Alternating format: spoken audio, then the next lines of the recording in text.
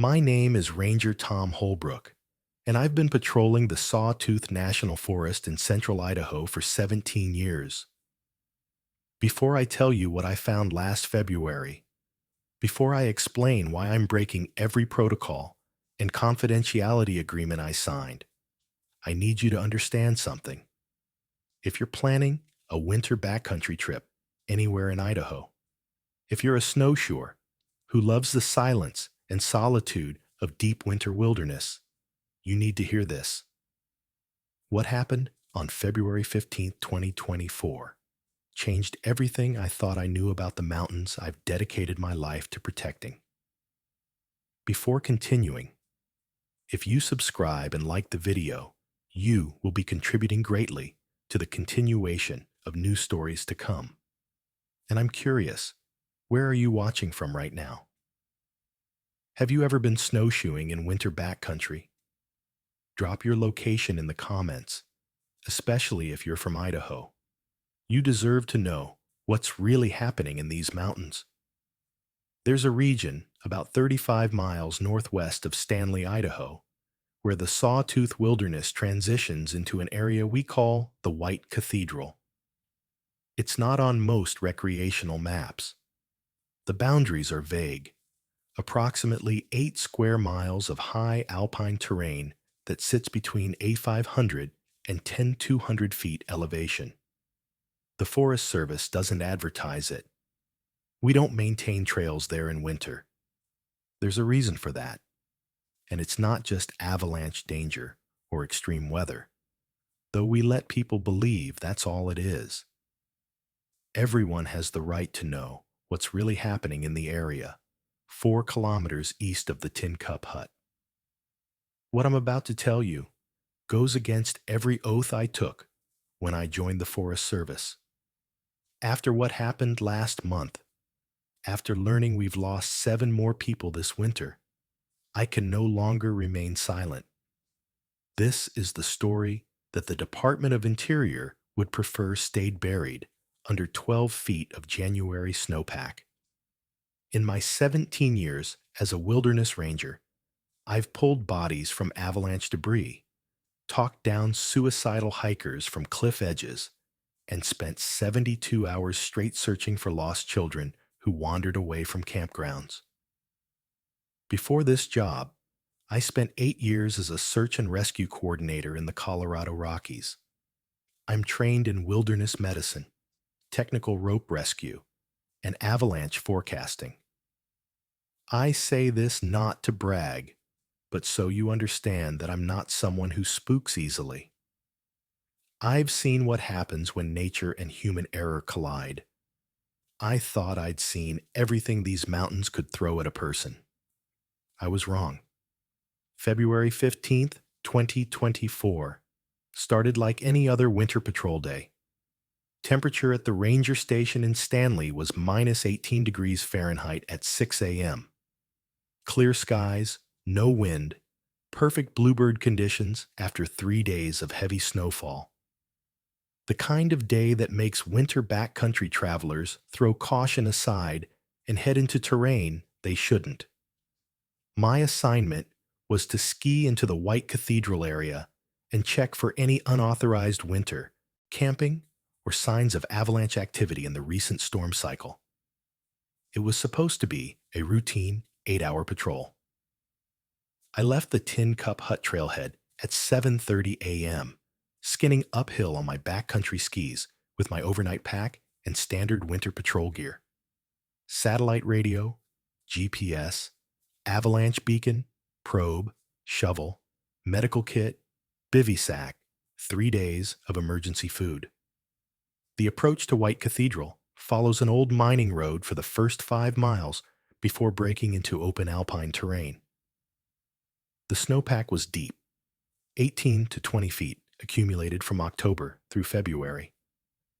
I was breaking trail through snow that had fallen 3 days prior, each kick turn methodical and measured.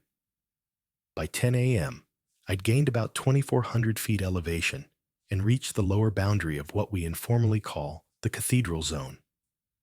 The terrain opens up here into a massive cirque, surrounded by granite spires that catch the morning light and glow almost pink against the deep blue winter sky. It's stunningly beautiful. It's also where things start to feel different in ways that are hard to articulate. The first thing I noticed was the silence. Now, winter backcountry is always quiet. Snow absorbs sound. You're miles from roads, from people, from anything mechanical. But this was different. This was the kind of silence that presses against your eardrums. No wind, no distant raven calls, no snow sliding off tree branches. Nothing. Just the sound of my own breathing and the rhythmic swish of my skis breaking trail. The second thing I noticed was that my GPS started showing coordinates that didn't match my topographic map. According to the GPS, I was approximately 400 meters north of where I should be based on my route and the terrain features around me. I was standing directly beneath a distinctive granite formation we call the Priest's Hat, a massive rock outcropping that's marked clearly on every map of this area. But my GPS insisted I was somewhere else entirely. I stopped, changed the batteries, thinking maybe the cold had drained them. Same reading. Impossible coordinates that would place me in terrain I could see half a mile away. I should have turned around right then. That's what my training said. That's what 16 years of experience whispered. But I'd been to this area a dozen times in summer and fall. I knew this terrain. GPS units malfunction in extreme cold all the time. I relied on my map, compass, and the visible landmarks around me. I continued northeast toward the upper basin. By 11:30 a.m., I reached the area where we'd received a report from a satellite emergency beacon activation 4 days earlier. A solo snowshoer named Marcus Tennant, 34 years old from Boise, had triggered his PLB on February 11th at approximately 2 p.m. The coordinates placed him in the upper White Cathedral basin. We'd sent a helicopter as soon as weather permitted, which was February 13th. They'd found his campsite, tent partially collapsed under new snow, snowshoes planted, upright outside, backpack still inside with food and gear. No sign of Marcus. No tracks leading away from the site. The helo crew had done a thermal scan of the surrounding area, grids for 2 miles in every direction. Nothing. Ground search teams couldn't get in because another storm system moved through. I was the first boots on the ground since the aerial search. I found his camp exactly where the coordinates indicated, in a small cluster of white bark pines at about 9,200 feet. The tent was a yellow 2-person model, now mostly buried under 3 feet of additional snowfall. I spent 40 minutes excavating it, documenting everything with photographs, bagging evidence. His sleeping bag was laid out, still in its stuff sack. Cook stove unused.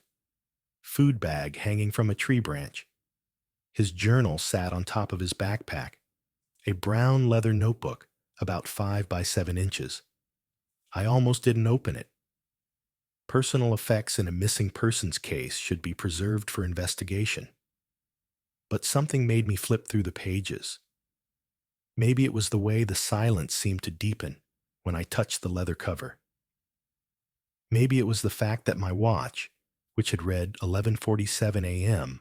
when I started excavating the tent, now read 11:51 a.m., though I could swear I'd been digging for 3/4 of an hour.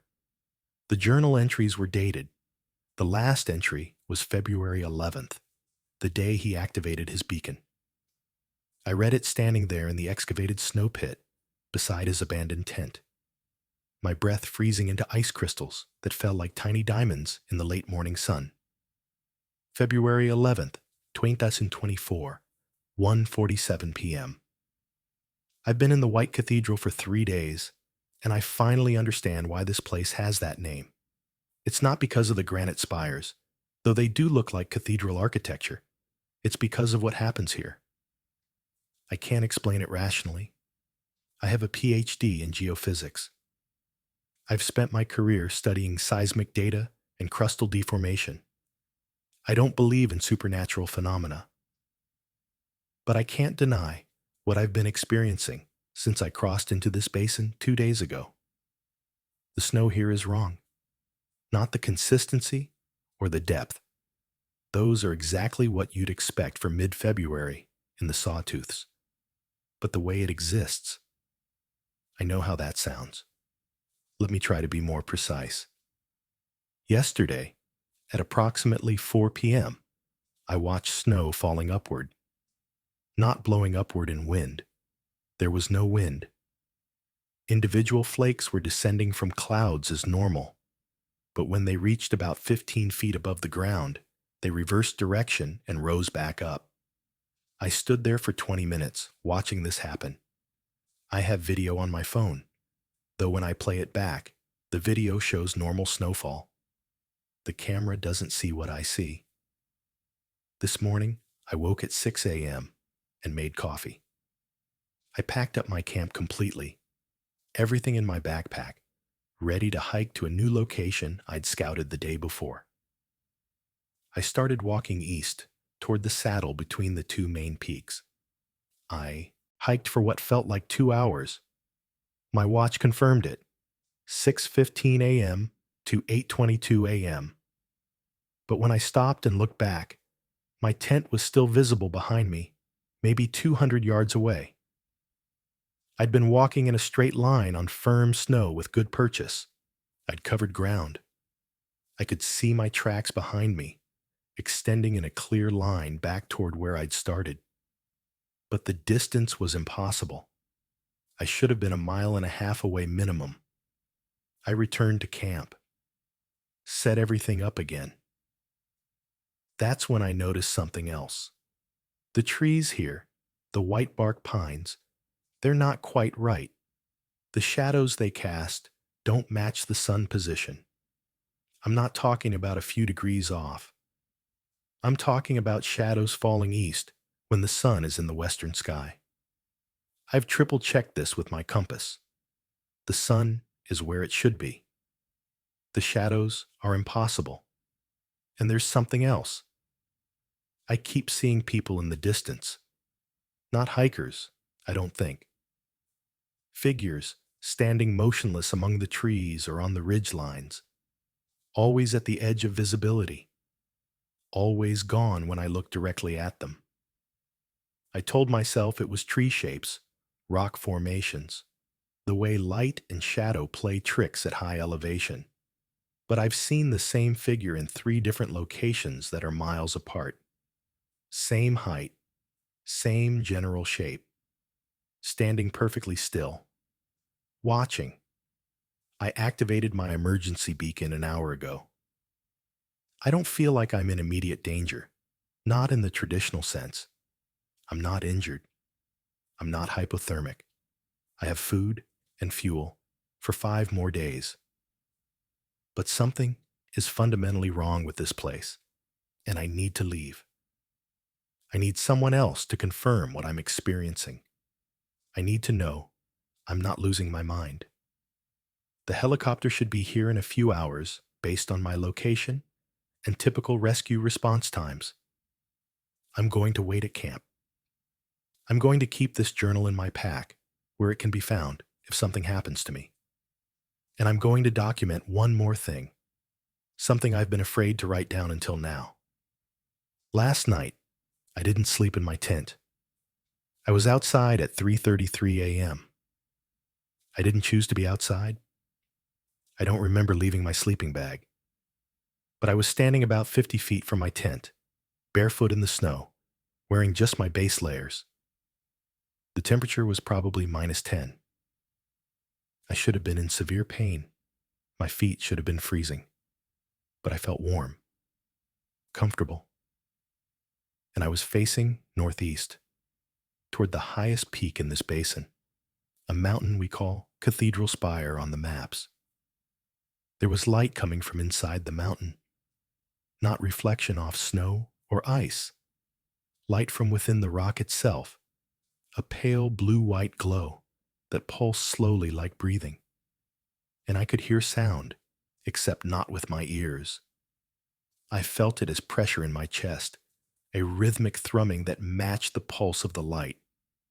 I stood there for an unknown amount of time. Could have been minutes. Could have been hours. When I finally regained control of my body and walked back to my tent, my watch said 3:47 a.m., 14 minutes. But my tracks in the snow, the ones leading from my tent to where I'd been standing, were filled in with fresh snow. Not possible in 14 minutes. Those tracks look days old. I can see the mountain from where I'm writing this. It's just a mountain now. Gray granite, snow-covered slopes, completely normal. But I know what I saw. I know what I felt. And I'm afraid that if I stay here another night, I won't come back. Not dead. Something else. I don't have the words for what I mean. If you're reading this, and I'm not here, tell my sister Rebecca that I'm sorry. I didn't listen when she said this trip felt wrong. Tell her I love her. And tell whoever finds this journal to stay away from the White Cathedral. The rules here are different. Reality is negotiable. The beacon is active. Someone should be coming. I'll be right here. I read the entry 3 times, standing in the snow, beside Marcus Tennant's abandoned tent. My hands were shaking, and it wasn't from the cold. I looked northeast toward Cathedral Spire, the peak he'd mentioned. Just a mountain. Gray granite and white snow against blue sky. Nothing unusual. Nothing glowing. I checked my watch. 12:03 p.m. I looked down at Marcus's journal again, then back at my watch. 12:03 p.m. The second hand wasn't moving. I tapped the watch face. The second hand jumped forward, then continued its normal sweep. My heart rate was elevated. I could feel it pounding in my chest. Training. Fall back on training. Document the scene. Collect evidence. Report findings. I bagged the journal in a plastic evidence bag, photographed the tent interior and exterior from multiple angles, marked the GPS coordinates even though I knew they were wrong, and prepared to ski back down to report the findings. That's when I saw the tracks. Fresh snowshoe tracks, maybe 6 hours old based on the way the snow had settled into the depressions, leading northeast from Marcus's camp, heading directly toward Cathedral Spire. I followed them with my eyes as far as I could see. A clear trail breaking through deep powder, methodical and purposeful. Marcus had been missing for 4 days. The helicopter crew had thermally scanned this area 2 days ago. There had been a significant snowfall in the past 48 hours. These tracks should not exist. I should have radioed for backup right then. Should have called this in immediately. But my radio, when I pulled it from my pack, produced only static. Every channel. Just white noise with occasional pops and clicks that almost sounded like words in a language I didn't recognize. I tried my satellite phone. Same issue. The device showed full signal strength, but when I attempted to connect, nothing. Just silence, then disconnection. I made a decision that I've questioned every day since. I followed the tracks. The snowshoe trail led northeast across the upper basin, climbing gradually toward the base of Cathedral Spire. The going was easier, following the broken trail, but something felt wrong with every step. The silence was absolute. No wind, no animal sounds, nothing but my breathing and the slide of my skis. The sun was high overhead. It should have been approaching 1 p.m. But when I checked my watch, it still read 12:03. The second hand moved when I looked at it, but the time didn't advance. After what felt like an hour of steady climbing, I'd gained maybe 600 feet of elevation, and the terrain was getting steeper, approaching the technical limits for skinning. The snowshoe tracks continued upward, unwavering. I stopped to transition my skis to descent mode, and that's when I saw it for the first time. A figure standing among a cluster of stunted white bark pines about 200 yards ahead and slightly upslope. Motionless. I couldn't make out details at that distance, just a dark shape roughly human-sized against the white snow. I called out. My voice died in the air, like sound couldn't travel properly. The figure didn't move. I continued forward, watching the figure as I climbed. It never moved. As I got closer, maybe 100 yards away, I could see it was wearing dark clothing, standing with its back to me, facing upslope toward the mountain. I called out again. Nothing. I pulled my binoculars from my chest pack and focused on the figure. It was Marcus Tennant. I recognized him from the photos his sister had provided to search and rescue. Same build, same blue jacket, same orange backpack. He was standing perfectly still, not swaying, not adjusting his stance, just frozen in place like a statue. His snowshoes were on his feet. His arms hung at his sides. I could see his breath condensing in the cold air, little puffs of vapor that proved he was alive, breathing. I closed the distance to about 50 feet and stopped. Something primal in my brain was screaming at me not to get closer. Marcus hadn't moved, hadn't acknowledged my presence in any way. I could see his face now in profile. His eyes were open. He was looking up at Cathedral Spire. His expression was peaceful. Not distressed, not hypothermic, not in any kind of crisis I'd been trained to recognize. Just calm, watching the mountain. I called his name. Marcus Tennant. I'm Ranger Holbrook, Forest Service. Your sister Rebecca sent us to find you. Marcus, can you hear me? He spoke without looking at me, without moving his body at all. His voice was quiet, but I heard it clearly, despite the sound-deadening properties of the snow and distance. I can hear you, Ranger, but I can't come back. Not yet. Not until I understand. Understand what, Marcus? You've been missing for 4 days. We need to get you down to medical attention. You activated your emergency beacon. That was before. Before I saw what this place really is. Do you see it? The light inside the mountain? I looked at Cathedral Spire. Just rock and snow and ice. No light. No glow. Nothing unusual. I don't see any light, Marcus. What I see is someone who's been alone, in high alpine conditions for too long. It's time to come down. Let me help you. You will see it. Everyone who comes here sees it eventually. The White Cathedral isn't named for the rock formations, Ranger. It's named for what lives inside them, for what's been here longer than the mountains themselves. Marcus, I need you to focus on me, on my voice.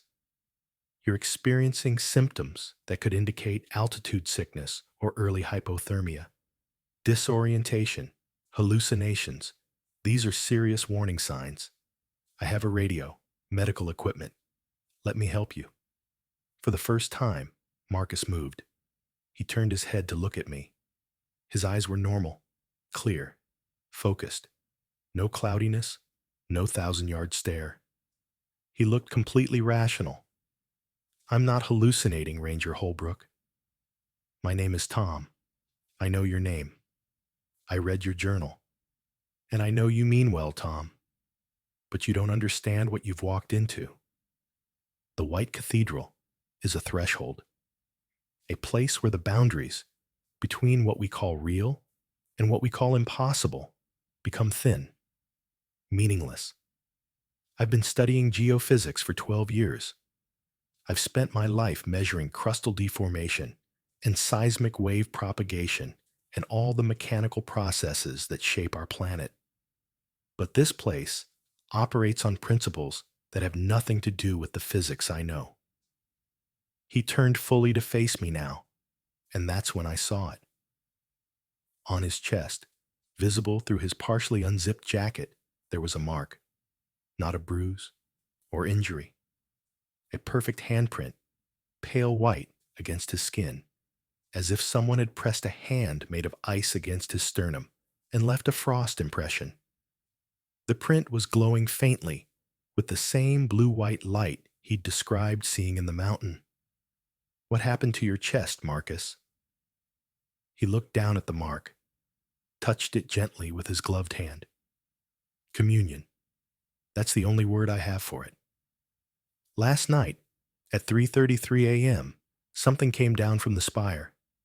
Not a person, not an animal. A presence that took form just long enough to touch me. And when it did, I understood things I can't explain in language. I saw time the way it really exists, not as a line, but as a structure, a crystalline lattice where every moment exists simultaneously. I saw this place, these mountains, in winter, in summer, in spring, all at once.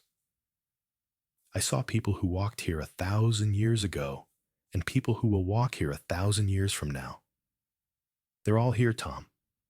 All those times are happening right now, layered on top of each other like transparencies. I've been a ranger for 17 years. I've talked down people in crisis, people whose brains were oxygen-starved or chemically altered, or processing trauma in ways that manifested as delusion. Marcus didn't sound like any of those. He sounded like someone describing something real that simply had no place in consensus reality. Marcus, even if what you're experiencing feels real, you need medical evaluation. That mark on your chest could be frostbite or a chemical burn. You've been exposed to severe cold for extended periods. Let me get you down to where we can properly assess you." He smiled, and it wasn't the smile of someone delusional.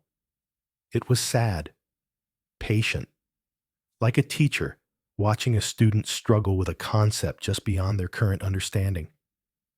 "I appreciate your concern. I really do. But I'm not in danger. Not in the way you mean. I'm not hypothermic. Look at me. Really look. Do I seem impaired to you?" He was right. He wasn't showing any of the classic signs. No shivering, no slurred speech, no confusion about time or place. His movements were coordinated. His thinking seemed clear. He was standing in deep snow at nearly 10,000 feet elevation in what had to be minus 15-degree weather, and he seemed completely comfortable. "How long can you stand there, Marcus? How long before your body gives out? You can't stay here indefinitely." "Can I? The people who built the original trails through here, the Shoshone Bannock who knew these mountains long before we gave them English names. They understood this place. They had agreements, protocols. They knew that the White Cathedral was a place of transformation, where people could become something more than individual consciousness trapped in linear time. They didn't fear it. They honored it, made pilgrimages here at specific times of year. I was starting to feel cold in a way that had nothing to do with temperature. The sun was still high overhead. My watch still read 12:03. And I was beginning to notice things at the edge of my vision. Shapes among the distant trees. Figures standing motionless on faraway ridgelines. Always just out of clear focus. "Marcus, I need you to come with me now. That's not a request. I have authority under search and rescue protocols to compel you to accept aid if I determine you're a danger to yourself." "And how will you compel me, Tom? Will you physically drag me down the mountain? We're 7 miles from the trailhead, most of it steep terrain. You're on skis. I'm on snowshoes. You'd have to restrain me, somehow transport an unwilling adult through technical winter backcountry. Is that your plan? He was right, and we both knew it. I had no way to force him, no backup, no communication. And increasingly, I was questioning whether I should even try. Why are you really here, Marcus? What are you waiting for? He turned back to face the mountain, his gaze returning to Cathedral Spire.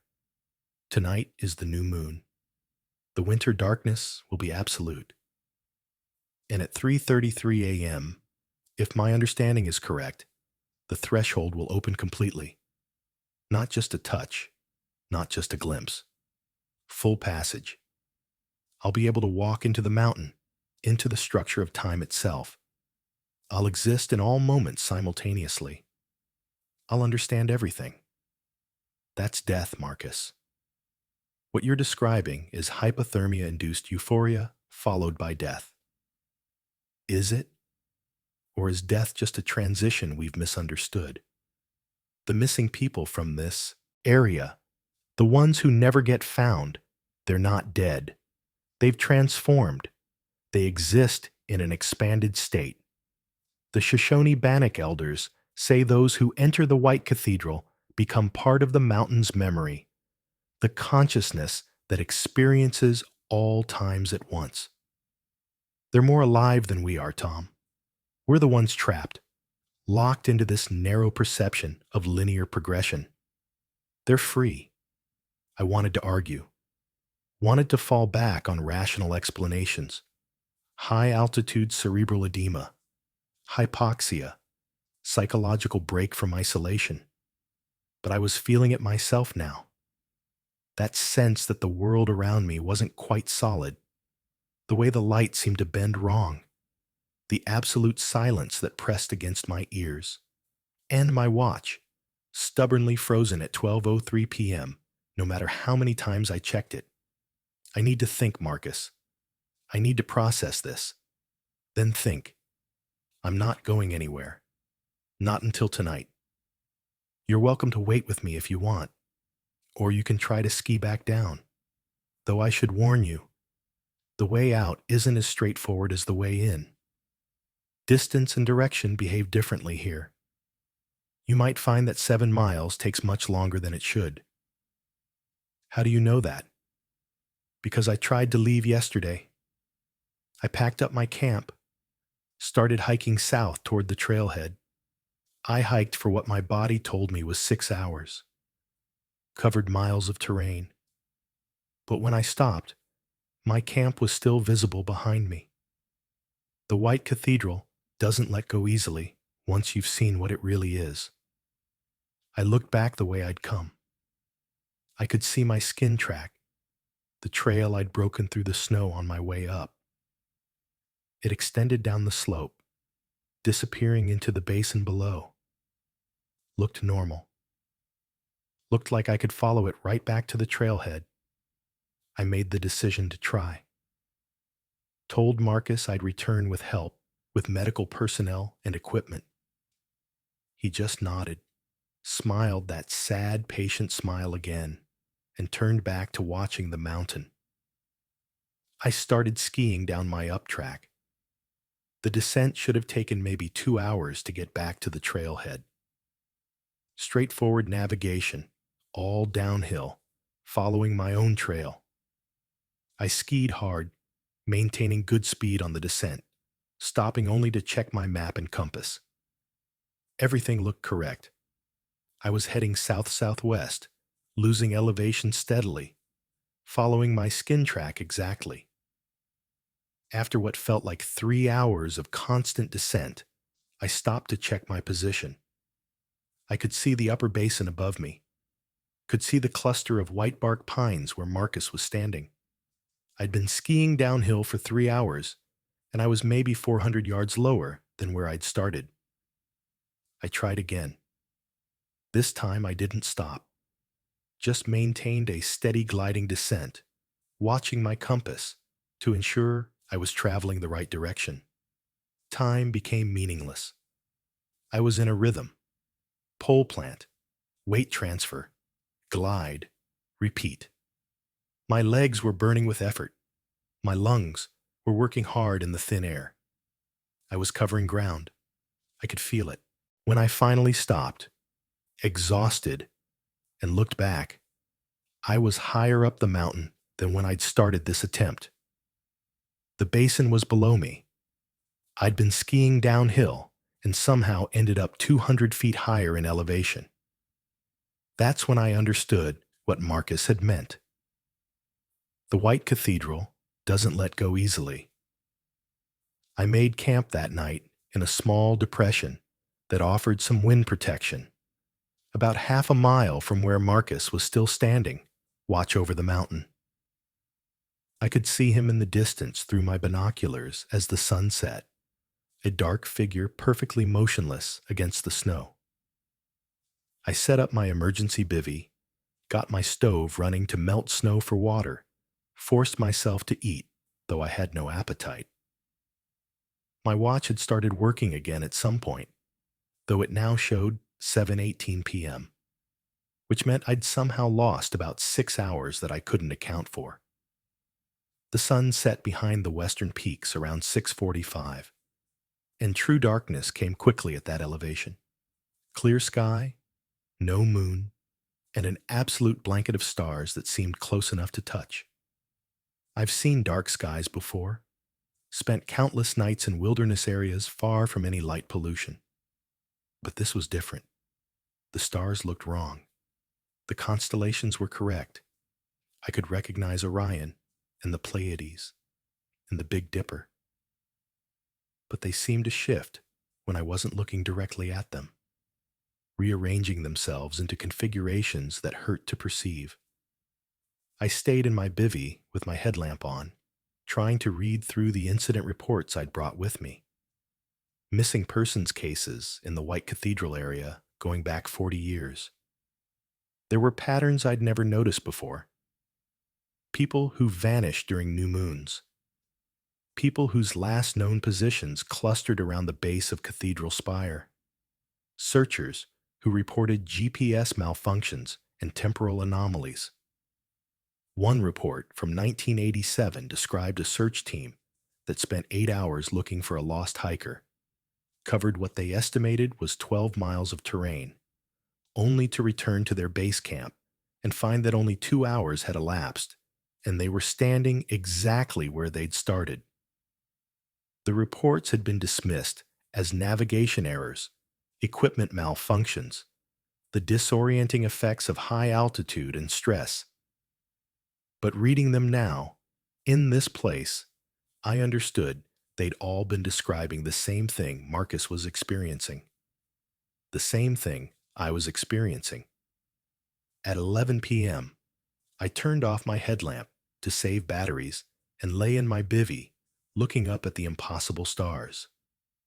The temperature had dropped to what my thermometer said was minus 22 degrees Fahrenheit, but I felt comfortable, almost warm. That should have alarmed me more than it did. I must have slept, though I don't remember deciding to sleep. When I opened my eyes, my watch read 3:33 a.m. exactly. I was standing outside my bivvy, wearing just my base layers and socks. No boots, no jacket. Standing in deep snow that should have been causing excruciating pain in my feet. I felt fine.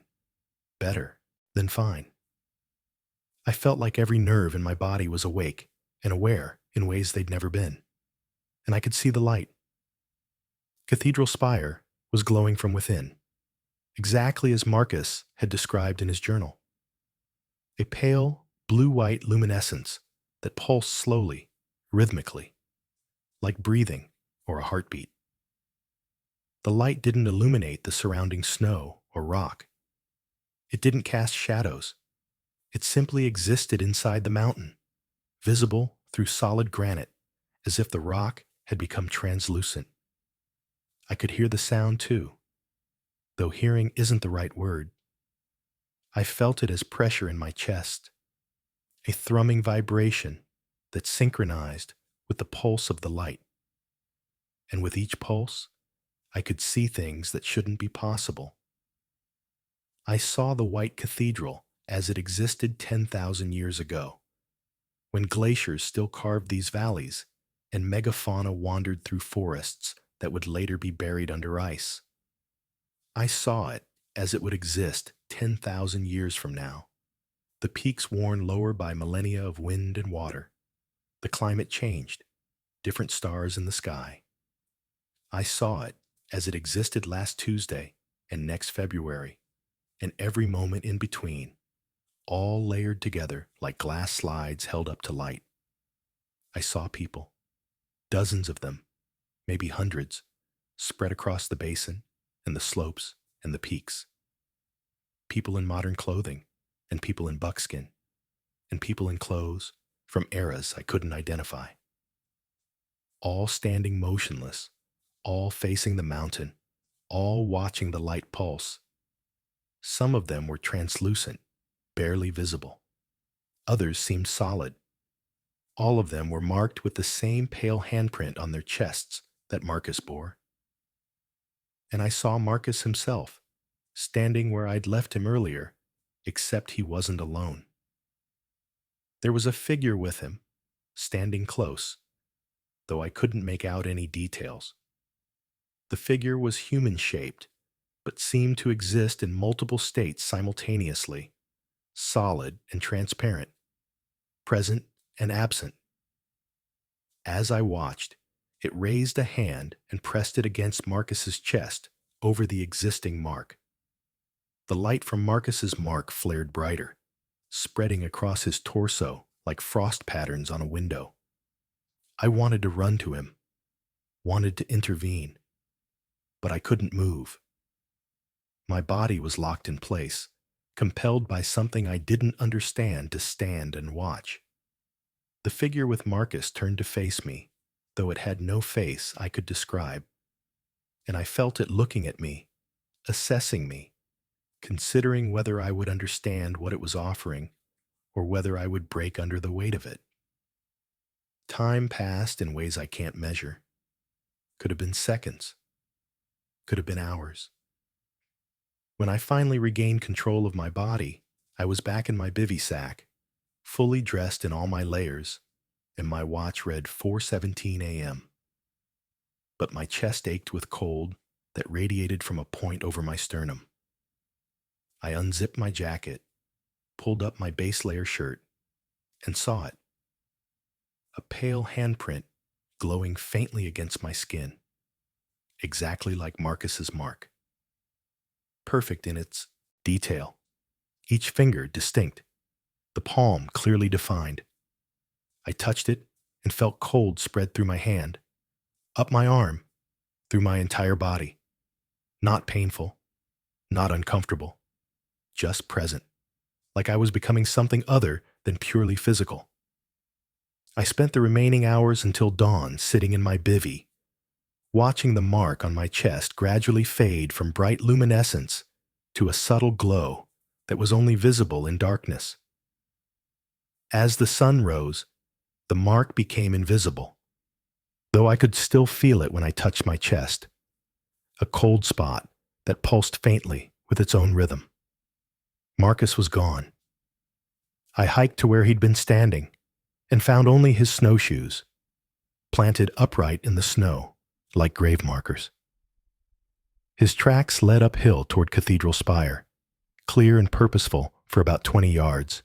Then they simply stopped. Not faded or drifted over. Stopped. As if he'd ceased to exist in mid-stride. I followed my own skin track down the mountain, and this time, the distance behaved normally. 7 miles of steady descent that took exactly the amount of time it should have taken. My GPS worked perfectly. My radio came to life when I was 3 miles from the trailhead, dispatch asking if I was okay, saying they'd lost contact with me for 16 hours. 16 hours. But my watch, my journal entries, my memory all said I'd been in the White Cathedral for 28 hours. 12 hours were missing. Not missing. Expanded. Spent in states of time that don't register on linear measurement. I filed my report, described finding Marcus's camp, his journal, evidence suggesting he'd been mobile and making rational decisions before he vanished. I mentioned GPS malfunctions and communication difficulties. I did not mention the light in the mountain, did not mention the figures I'd seen, or the mark on my chest, or the way time bent in that place. The official report concluded that Marcus Tennant likely succumbed to hypothermia after several days of exposure, and his body would likely be found when the snow melted in summer. They never found his body. No hiker has reported finding remains. His snowshoes are probably still there, planted in the snow that becomes ice that persists year-round at that elevation. 3 weeks after my patrol, a Department of Interior agent visited me at the ranger station. She didn't identify which department specifically, just showed credentials and asked to speak privately. We sat in my office and she placed a document on my desk, a non-disclosure agreement covering any anomalous experiences in designated wilderness areas. She didn't ask what I'd seen, didn't need to. She knew.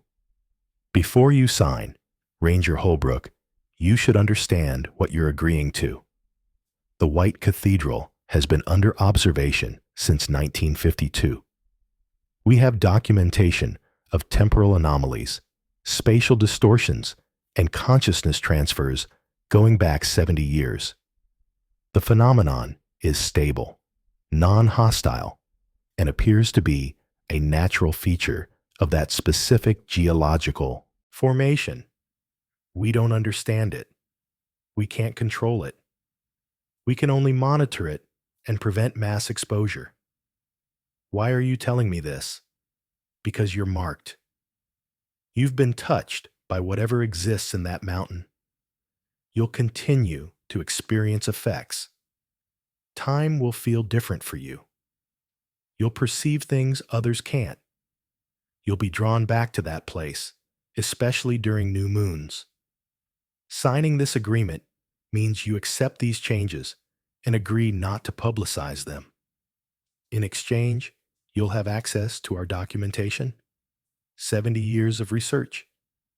Maybe it will help you understand what you're becoming. And if I don't sign? She smiled, but there was no warmth in it. You'll sign. They always do.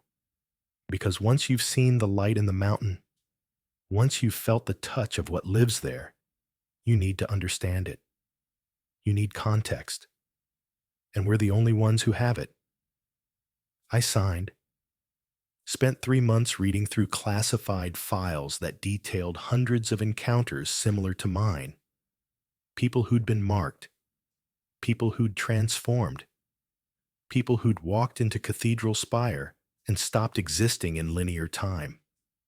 The files included testimonials from indigenous elders, Shoshone-Bannock medicine people who described the White Cathedral as a sacred site where consciousness could be liberated from the tyranny of sequential experience. One document particularly stuck with me, an interview with a Shoshone elder conducted in 1965. She described the White Cathedral as a wound in reality, a place where the membrane between dimensions had been torn by some ancient cataclysm. Not a doorway, she insisted, a wound. And like any wound, it had its own kind of presence, its own way of healing. The people who entered the wound became part of the healing process. They existed in all times simultaneously, experiencing every moment that had ever occurred or would ever occur in that location. They became the infrastructure of the place, the consciousness that maintained the boundary between what we call real and what lies beyond. I've been back to the White Cathedral 12 times since February, always during new moons, always alone. Each time the mark on my chest glows brighter, spreads a little further across my skin. Each time I can perceive more of what exists there. The people standing among the trees aren't ghosts. They're fully present, experiencing the totality of time. They exist in winter and summer simultaneously. They watch the mountain because they are the mountain. They've become part of its consciousness. I can see them clearly now, can distinguish individuals.